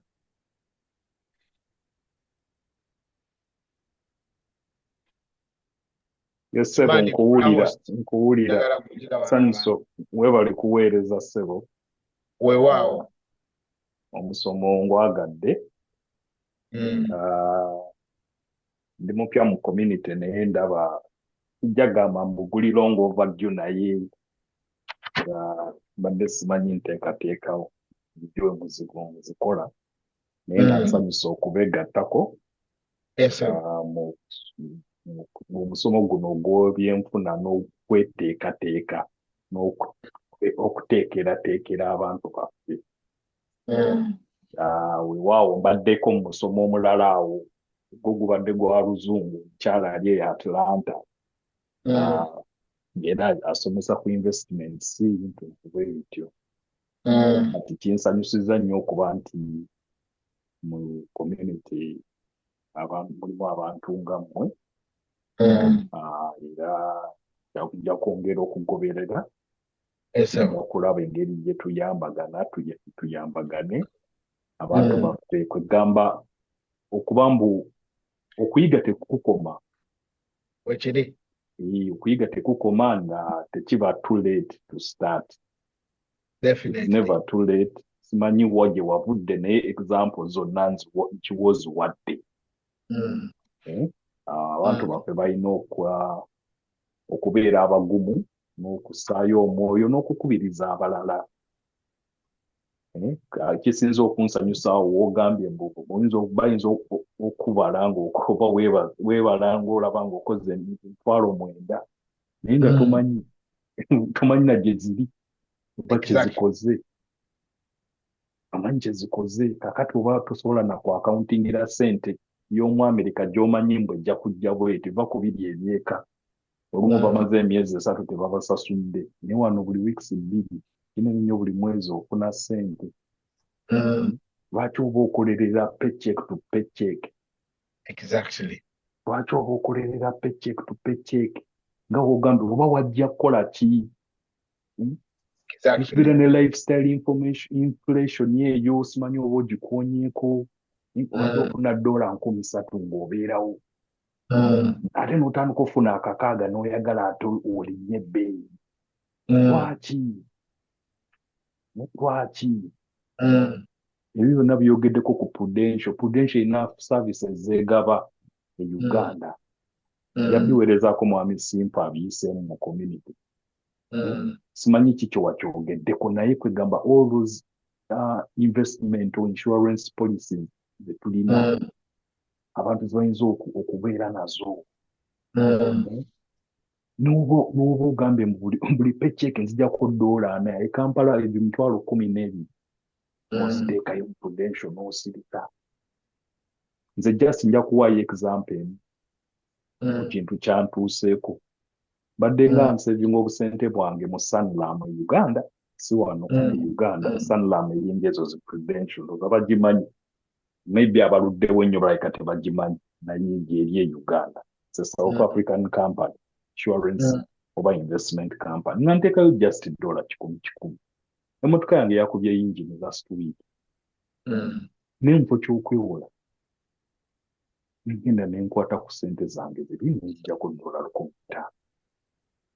Nsasula deposit mu mmotoka.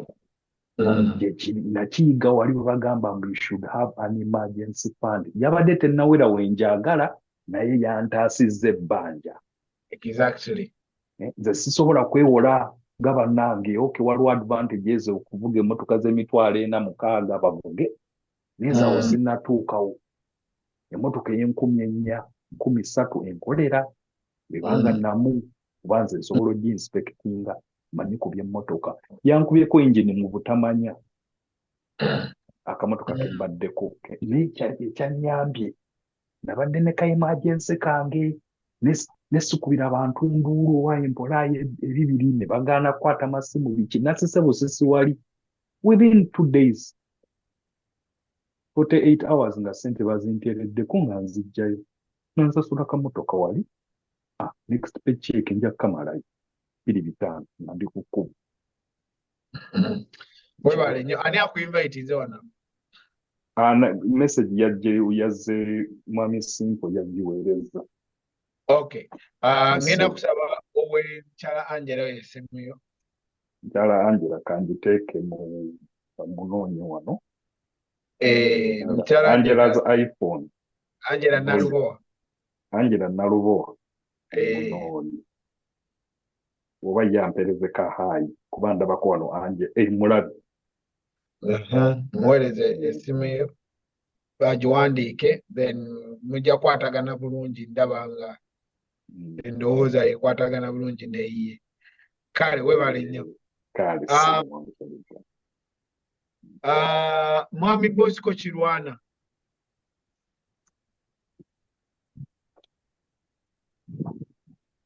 Bosco Kirwana. Njagala kumpa ku mmere njala ennuma. Bosco.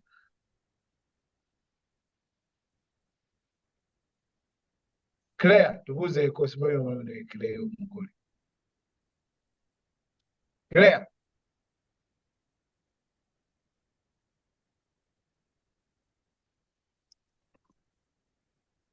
Claire gy'oli? Yasaba bwendi. Uli otye? Ono Claire omugole? Yenze. Wattu. Uli otye eyo? Ali atya wattu?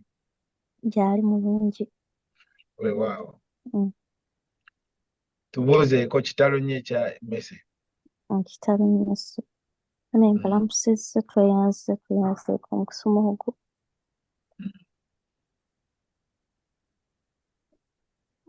Enyawo. Kiki ky'osinza ofunamu? Kwetegeka.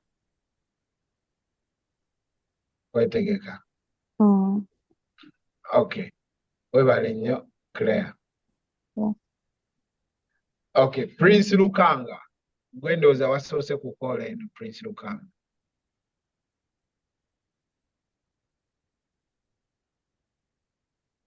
Prince Lukanga w'omala Rosemary otubuuzeeko.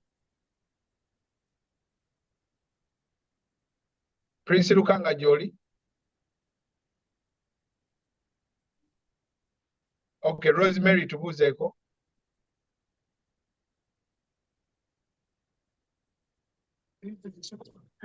Mbalamusizza nnyo bannaffe be tuli ffenna ku musomo guno. Nenkwebaza nnyo nenkwebaliza ddala ssebo. Obudde ebiseera byonna by'otuwa Mukama akikubalire. Amiina. Abamu tuli ba slow learner naye olaba tugenda tuyiga tujja kuyigira ddala. Amiina. Ssebo. Rosemary mpozi ani akuyita wano? Gwe kennyini ssebo. Mwannyinazi. Mwannyina. Okay. Weebale nnyo okubeerako mwannyina.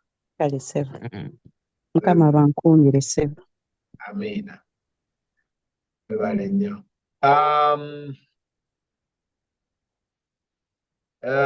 Mebo tubuuzeeko.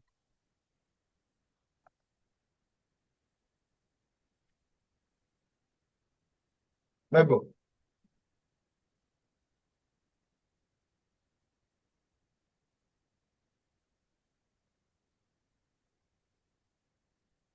Mebo.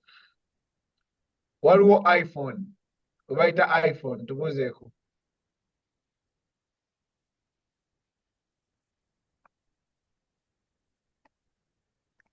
Omuntu gwe bayita iPhone. Ebo mukama wange kwendi. Ye Munyabo, oli otya Mebo? Gyendi si bwene manyo ebadde ejjako advert, so I was trying to get it. Take it off. Gyendi ssebo, weebale kusomesa ssebo. Amiina. Mbalamusizza mwenna abayizi ba leero. Bagamba nti omuntu akyawa amagezi akyawa okumanya n'okutegeera, byonna bitwala mu kuzikirira. Njagala nnyo olulimi olukwata ku ssente n'okwekulaakulanya. Ate bwe ndaba ng'ekintu bwe kityo kiwa obudde, omuntu n'ava eri n'atandika okutuula abayigiriza ebintu ebiti. Ebintu ebireka bikulu. Nze omusomo ngusiima era nguwagira era ndi ttiimu ku ogwo kuba ffenna gye twava twajja kunoonya twajja kwekulaakulanya kuva mu mbeera eyali etunyigiriza. Kati ate bwe tujja kuno tulina okumanya abasajja bano ki ekibatadde ku mutindo gwe baliko. Yes. And we have to get into that system. Bino ebyokwekulula kumala obudde ne tujja mu meeting ate ne tutazibeeramu tuwestinga time ebyo byonna bituzza mabega. Wow. Yeah. Abantu bano mbabaddemu mbalaba babeera serious mu bintu byabwe, babeera serious. Whatever it is, kati be church, kati beki bagamba ssaawa zezo time ewedde kugamba ndaba they challenge me so much nti bambi okugenda mu maaso nako okukulaakulana kwetaaga abantu bali serious ate abamaliridde. Naye nga emisomo gino mirungi bambi, nze ndi ttiimu ku gyo. Wow. Era njiwagira ddala. N'okusomesa nakwo njasomesa njiga kati nkyali muyizi njiga. At least even if you don't want to buy anything, you can just decide to be in class and learn because knowledge is wealth. Exactly. Yeah, ate bwe tweyongera okuŋŋaana then we be motivated the more. Buli lunaku waliyo ekipi ekiba kikwongerako. So tulina okiwa obudde. Exactly. the most beautiful thing for me is to connect with such brilliant people like you guys. Kuba n'okubeera ng'oli eyo by'omanyi byebyo tekikuyamba. The more you connect, the more you learn. Ababeera mu lulimi lwa ssente era baba ba ssente. Gojja olaba ebintu ebimu. Obabeera abasawo era bamanyi byakujjanjaba. Aba ssente nabo baddiringana ssente. Kitegeeza nawe ojja kuba ssente. Right? Yeah. So anyway, I'm thankful to God that I'm part of you guys, that I'm continuing to learn. And I want to say God bless you. Amen. Webale nnyo. Elifaz. Gy'oli ssebo?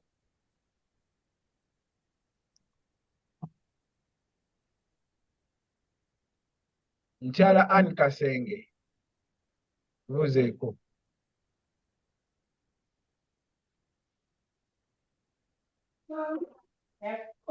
Yes, ssebo tweyanzizza nnyo. Ennyabo. Weebale nnyo okuyigiriza obulungi bw'otyo. Weewaawo. Ngambye waliwo omuntu gwe nagambye nti omanyi omwami oyo Michael yakajja naye ayigiriza bulungi. Nange mwegomba nti singa nange njigiriza bwentyo ate n'obitegeera mu Luganda. You can do it, Anne. You can do I'm a it. dear shy woman.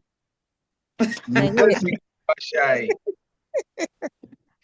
Kakati olwaleero bw'otuyigiriza ne ŋŋamba ddala abantu bayinza okulemesa okugenda mu misomo nga gino naddala bannayuganda. Nalina omukyala gwe nayuganda ne mugamba nti ojjogye tugendeko tuyige ku bintu bino. Ono omwami Simanyi Kapalaga oyo muyimbi talina kyamanyi. Ne mugamba ayitibwa talina kyamanyi. Oli omwami bannanga ayigiriza n'owulira nga ddala ebintu byayigiriza. Nze abazungu babyogera ne sibitegeera. Naye byogera mu Luganda ne mbitegeera bulungi. Kakati ndagamba tobeera n'abantu bali negative. Yes. Kakati nze ojja kulaba nga ngenze ndi milioneya kanange ngende mbadde sinatuukawo awo kubitandika bulungi. Naye nja kuba milioneya. Good for you. Good for you. Ne ŋŋamba ono omwami yansika kubanga ndaba ayigiriza bulungi nnyo. Ne mukyala wange Angela yali teacher wange mu primary. Kakati kakati ne ŋŋamba Angela ompa amaanyi kubanga olumu I need encouragement. Ne ŋŋamba bw'okusomeseza eno comfort zone ne ndabira ddala nti yes. Sometimes we fear to go ahead. Leave that. Sometimes. Naye ate nga olina okuvaawo awo. Kubanga era bwe najja mu America nze brother nge yandeeta. Nali mmanyi nzija buzi kola eddola yange nzireyo ewaffe. Yes. Naye si bwe byali bizibu. Up to now wendi. Ne brother nge yafa. Kakati n'obeera ng'oli bw'omu bw'oti. Kakati ne ŋŋamba okay. This is, I think God is telling me to go ahead. Naye era ŋŋambye nti I think I like to come into these classes nga nfunye time olumu kosi n'okukolako eri n'eno tegeera. Naye I enjoyed. Tegamba mbitegedde ne mpulira nga you're good at teaching. Ne ŋŋamba wow, that's good stuff. Amen. Mukyala Anne bino bye nkugamba nali sibimanyi emyaka ena emabega. Era oyo akugamba nti oyo muyimbi mutuufu. Kye nali nsinga okumanya emyaka gyange gyonna paka ku myaka 3. Kubanga emyaka gyange 32 nali sibimanyi. So oli wavuga nti oyo muyimbi aba mutuufu naye enjawulo kitatudde kuwuliriza kikye njogera. Kyenkola. Kusalawo. So webale nnyo okuwuliriza. Amina. Njagalayo Mukyala Justin tubuuzeeko 30 seconds.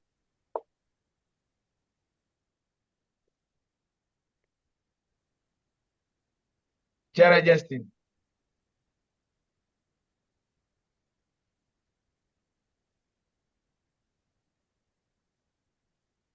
Banaye mwebale nnyo abayizi ab'olwaleero omusomesa waffe tweyanzeege tetukyali mu class. Like you said, everything new comes up. Tugaa kitabo kikyali kinene, you're starting the chapters or the pages. So tweyanziza katunyiikire ojja tujjamu omwaka. Kale nange kanyi kale weebale nnyo. Lydia tubuuzeeko.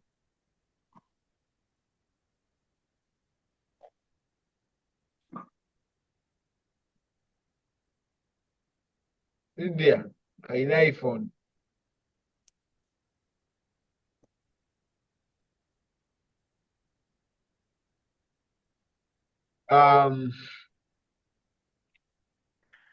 Mase tubuuzeeko.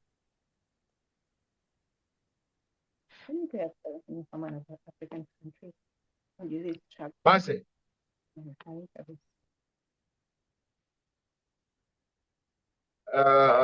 Diana tubuuzeeko.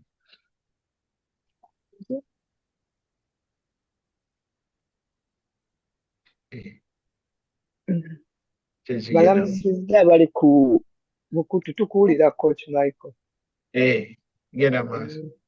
Balamusizza bali ku mukutu mwebale kubeerako, mwebale kuweereza. Bannange mwenna mwekambekambe mujje nga 21 kuggala gundi gye tulinawo, mujje mwongere okuwuliriza omusomo. Tegujja kubeera mu Luganda lwokka naye mujja kuwuliriza ate eriyo Gala Night. Muyambe ab'e Boston n'abawalala mwenna abasobola okujja. Tusiima empeerezaayo. Weebale kuweereza Mama Angela. Thank you. Weebale kusiima Mumbejja. Yes, Mase. Kulaba unmuted. Sure. Genda maaso. Balamusizza bannange. Wow. Mwebale kubaako wadde nzizeemu leeti. Naye munyiikire okubaako. Ne tukola obugagga. Ate obwensikirano. Wekiri. Kale weebale nnyo. Nkyala Nambi Senga.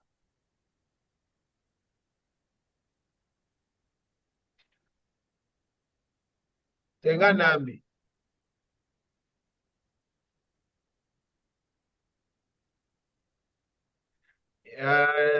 Natkunda.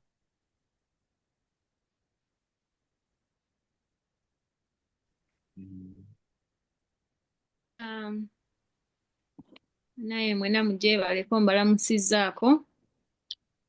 Mwebale kujja, kubayita ne mujja nakyo tukisiima. Bamu message bazitunulako obutunuzi. Namu ne batusekerera tweyogezayogeza. Nimwe abawaddeyo akadde ne mujja tukisiima. Era kyoyize genda obulireko n'omulala bw'otyo. Kooki mwebale nnyo kubeeranga ng'ojja n'otusomesa. Thank you. Amiina. Mwami Yahaya.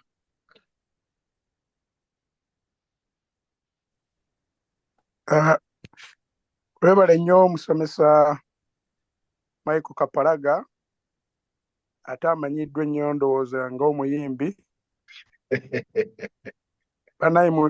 Bawuliza bannange, bayizi bannange mwenna mwebale nnyo, kye mukola gye kiri eky'okubeera nti weefiiriza akadde buli Lwakuna ne mujja n'ennaku endala zonna ne mwegatta ku misomo gino. Omu ku bayizi bannaffe agambye nti yeewala okumanya ndowooza byagendamu tebiba birungi. Mwebale nnyo, mwebalire ddala. Omulanga gwe mbakubiriza mweyongera okujja n'okunga abantu abalala. Waliwo agambye nti ye baamugamba nti gy'ogenda Mwami Kapalaga ye bamumanyi nga muyimbi, talina byamanyi. ono mwami Kapalaga omuyimbi ate amanyi n'ebirala. Bannaye tuve okubeera ng'omanyi ekintu kimu. Kapalaga ayimba ate akola n'ebirala eby'ensimbi. So akugamba ekyo ng'okubaawo ekyo nti tamanyi kuyimba kwokka, asomesa n'ebyensimbi. Weebale nnyo, mwebalire ddala, tukunge n'abantu abalala. Maama Angela, weebale kubeera nga nkwegomba okubeera nti nange nfuna ku bantu ku mukutu guno nga bagamba nti nali musomesa waabwe. Neegomba okubeera nga gwe. Weebale nnyo, weebalire ddala, tokomanga ku ekyo ate ogenda mu maaso n'okusomesa abantu mu Amerika. Waawo, Mukama akuwa omukisa. Neyanziza. Okay, kale weebale nnyo. Elifaazi sikufunye, Lukanga sikufunye, Kwendi Esebo kitubuuzeeko. nsanyuse nnyo omukulu Kapalaga okuwulizaako. Nakuwulizanga ku leediyo Simba ng'ogamba lutuwe. Amanya n'eddoboozi enzo Omulangira Lukanga Muhammad Esebo nga nsinzidde wano mu Canada mu Ontario nga naakajja nzije mu kitundu kino. Ndi mupya naakamalamu ebbanga ndowooza ligenda weza myezi 4. Okay. Naye na mukwano gwange bamuyita Zaamu nannyinnyonnyola mu nsonga zino era n'aŋŋamba luliba olwo walibaayo omusomo ndikuweereza linki kageri ke waakajja mu kitundu kino kiba kirungi n'omanya bingi eby'omugaso ebinaakuyamba mu maaso okusinga okuwulira obuwulizi nti kino kirikola bwe kino kirikola bwe kiti n'otakitwala maaso.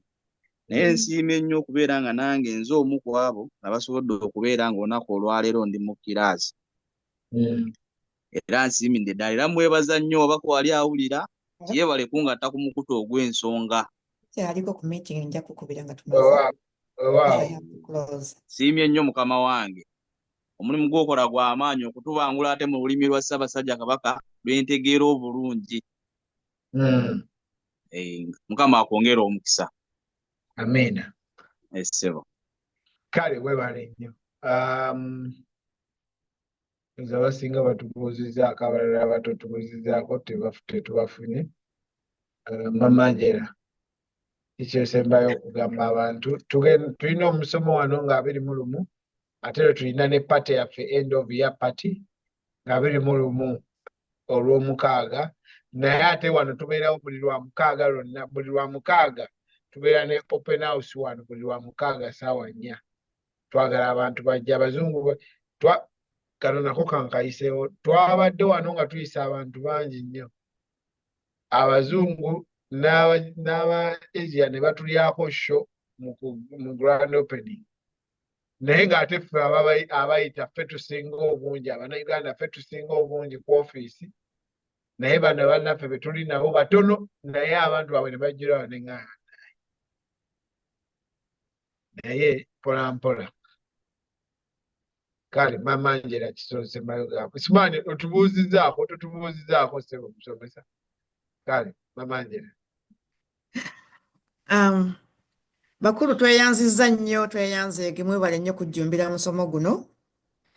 Temujjanga okwo. Ate bannange njagala okubongeramu amaanyi n'obbamatiza nti emirundi gyonna gy'owulira meeting zino, Zoom zino, gy'okoma okubiwuliriza ate gy'okoma okubitegeera, kubanga abantu abamu bagamba nze sibitegeera. Si bizibu, lwe lulimi olwa bulijjo, bye bigambo ebya bulijjo, naye nga tuyiga okumanya okulabirira mu Luzungu simanyi kyogera mu Luganda, okutetenkanya oba ye management esente zaffe engeri gye tuzikozesaamu, kubanga ffe tetukimanyi ekyo era tolina omu yakitubuulira. Tulina challenges era nga bw'omuwulidde, twogera ebintu eby'amagezi, oli n'ajerega bujerezi n'agamba oyo muyimbi. Abantu bagamba akalenzi kano kakayingira wano.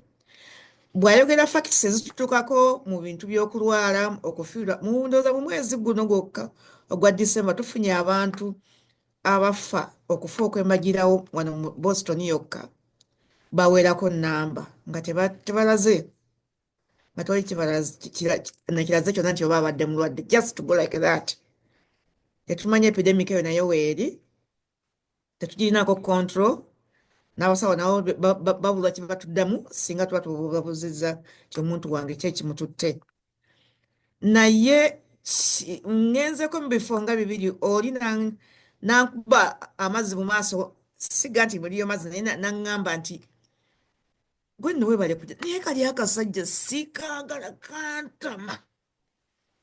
Kati nobuuza nti kakati yakutama, kiki ekyamukutamya? Tonema tojjangako nakuwuliza byagamba, oba buwulidde mu ngambo tobitaddeeko ssira, tobuuzizza. Kati n'omuntu nanoga nti kakati oba ono mugambe ntya? Oba ate bwe namubuuza nnyo ngenda kumuofendinga, kubanga ffe batuyigiriza nnyo ekigambo ky'obuntu bulamu. Ate naye ne bw'otuvuma, these are facts, ate weeziri, okukaddiwa weekuli, okufa amangu weekuli, okulwala weekuli, tolina kimu ky'oyinza kwegana. Naye batukugamba nti bambi bw'okolako osooka weesasule nga tonasasula ekintu kirala kyonna, akasente ako keweesasudde ojje okakuume bulungi. Mu mikutu gy'abaana abaami gye batulaga, bajja wano ne batuyigayirira, bannange mubuulire abantu, kubanga bo olulimi lwabalema ne culture tebagitegeera bulungi, basalawo obutabeepankirako ne batuma ffe ababategeera obulungi. Naye kinakuwaza nnyo okulaba nti omuntu akukubye amazzi mu maaso oba oluyi mu feesi ng'akubulira ebigambo ebitagasa, ate enkeera ne bibeerawo ne bajja nga bayangayanga nti ate mutuyambe. Edda bwe twafunanga abalabi ku kyalo ng'emmundu tezinnajja, twakubanga enduulu ne bajja batudduukirira. Naye nga gw'osooka okwekubira enduulu noleka bakudduukirira. Naye kakati gw'oyagala tukudduukirire, kakati gw'olinawo ki? Tosobodde kwekolerera kusooka balyoke bakudduukirire. Mu butuufu mu buwangwa obwaffe bwe tufiirwa oba bwe tulwaza oba bwe tusanyuka mbaga biki, tukukwatirako. Naye ate nannyini mufu yakwata wawunya. Teekawo ekiraga nti naawe ofaayo. Si kulina bulinzi mbu nze nja kusaba busabe mu kyaki, abantu nja kubayisa bulungi, bajja kunkolerera, bajja kunzizaayo ewaffe na biki byonna. Oluusi tumanyi kumanya nti nno oba wakuddayo kubanga tewabyogera. Ebyo byonna byonna tubibalagirira era tubibabuulira nti teekateeka ebigambo byo ebiri kwogera nga tukyasobola kwogera. Naye emirundi egisinga wakugamba nti onjagaliza kufa. Kati tulina endowooza zaffe bwe ziri awo bwe zityo, oba za kinakunaku, oba za butamanya, oba za kwewulira, byonna sirina kye nnyinza kusalawo kwogera, naye nga bannange eyo tuveeyo, kubanga wano obulabufu weebuli. Gavumenti ezigenda ddala egenda okuddako teragala ddala mwavu n'akamu. Era ejja kusala amagezi gonna okulaba nti nno wejjayo mu bunnya, kubanga saavisi ezisinga zonna muyinza n'obutakuzifuna, kubanga baagala muyiga okwekolerera. Weekolerera otya? Ng'otereka katono katono katono katono. Mutugamba nti sente zitubagamba okutereka nnyingi, $200, 150. Si zaffe, zammwe. Ffe tulina gye tuzitwala, kubanga omulimu gwe tukola guliko n'amateeka. Tulina layisensi, ani ayagala okufiirwa layisensi ye yasomerera ate bagimuggyeko nga yeeyisizza bubi. Kuba kati kye kitubeezaawo. Nsanyukidde nnyo abantu bange Mebo, mukyala Kaddu we bali kunyiikira kujja. Ana Kasenge, oyogedde bulungi nnyo nnyo, ebintu olwanyisa bitegeera, yongera okubijjumbira, ojje buli kaseera June, Mama Mildred n'abalala mwenna bannange mwongere okujjumbira muyige ebintu bino, kubanga kati omwaka oguddako nammwe mugenda kubeera kuno nga mujja ne mwogera ne mubulira ne mukyogera nga ffe bwe twogera, kubanga mujja kuba muyize ebyokunnyonnyola abantu gye muli ebyo byonna gye mubeera. Mbaagaliza ekiro ekirungi ne wiiki ennungi, mukomewe ate ku Lwokuna buli Lwakuna tubeerawo wano ku ssaawa 2 ez'ekiro mu lulimi lwaffe tutegeera obulungi, ate tusala amagezi gonna okola tuyiiya engeri zonna tulabe nti namuyiga, kubanga gy'okoma okukiddiŋŋana gye kikoma okweduka ku bwongo obwo n'obeera ng'osobola okukiwa omuntu mulala nga totya, ate kugamba ng'okyogera mu butuufu bwakyo, kubanga ekisinga okutulemesa gwe omuntu ogenda musoosaako insurance, ebyo tebabyagala. Naye sooka omuve eno mpolampola ng'ali akatogo, mpola omusuna mpola mpola ng'omubuulira byennyini nnyini ebintu ebimulema okukola ng'obutava